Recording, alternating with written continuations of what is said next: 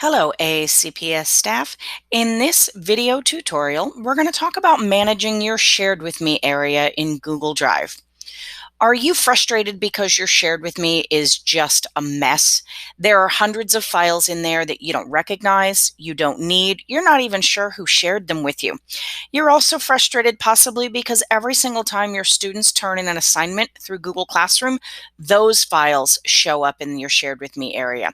We field a lot of questions from people wanting to know if there's a way to turn that particular feature off. We've even heard from people that they have spent hours deleting files from their Shared With Me only to have dozens or hundreds more show up in that area tomorrow. They need a way to manage all of this. So this video is all about teaching you how to deal with your Shared With Me. And the answer is, you have to learn to ignore it. Really, that's the only way you can manage it. But we have a trick that's going to help you make that happen. So let's talk first about where everything in your Shared With Me actually comes from. Well, first, the obvious answer is every time somebody shares a folder or a file with you, it's going to go to your Shared With Me area. Any files that are placed in a folder that is already shared with you will also show up in your Shared With Me area. Obviously, files turned in by students in Google Classroom also show up in your Shared With Me, but those are in your Classroom folder in Drive as well, so you don't need to go to Shared With Me to access them. And finally, files that are set to anyone with the link or anyone in AACPS with the link that you may have accessed before will also appear in your Shared With Me. So why can't you organize your Shared With Me? Well, there are some pretty limited options for what you can do to organize. By default, everything in your Shared With Me area is listed chronologically. And what that means is that a file shared by a colleague today will appear at the top. A file shared by a colleague several weeks or months ago might appear much further down on the list in your Shared With Me. The only real option that you have to change this would be to have your files appear alphabetically instead of chronologically. But is that really going to solve the problem? So let's come back to the point of this whole video. You have to learn how to ignore it. When you look at your Shared With Me, you have to be able to think to yourself, who cares? So here's how we're going to do that. So I'm going to hop out of this presentation here, and I'm going to go to my Google Drive, and right here you'll find my Shared With Me area. And as I said, everything appears chronologically. So right here at the top, we have things that were shared with me just yesterday. As I sit here recording this video, it is May 15th of 2020, and right here we can see a file that was shared with me just yesterday, May 14th.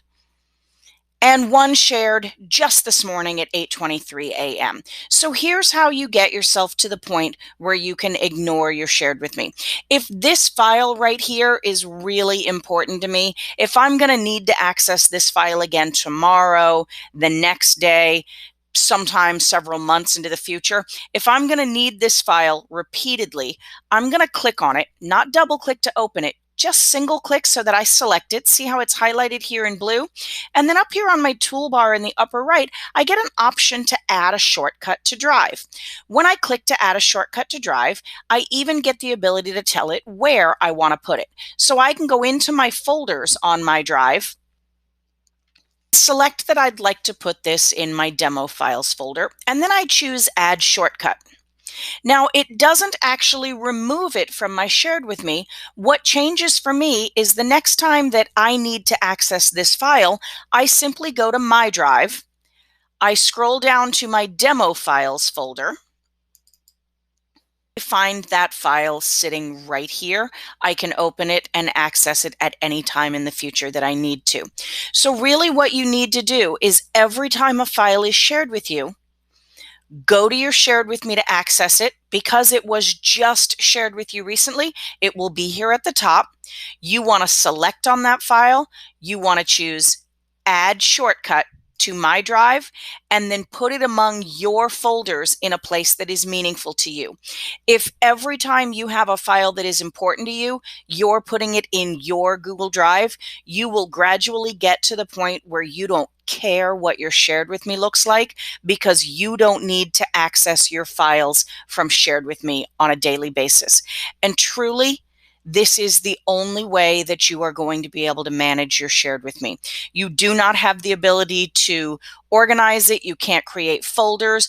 As we said a moment ago, all you can do is really change it between chronological and alphabetical. But since we know that's not going to alleviate your frustration, you have to get to the point where you don't need your shared with me to find the files that you need to use on a regular basis. You go to your folders and find them in a place that's meaningful to you. So I'd like to thank you guys for watching this short video on managing your shared with me, brought to you by the AACPS Office of Instructional Technology.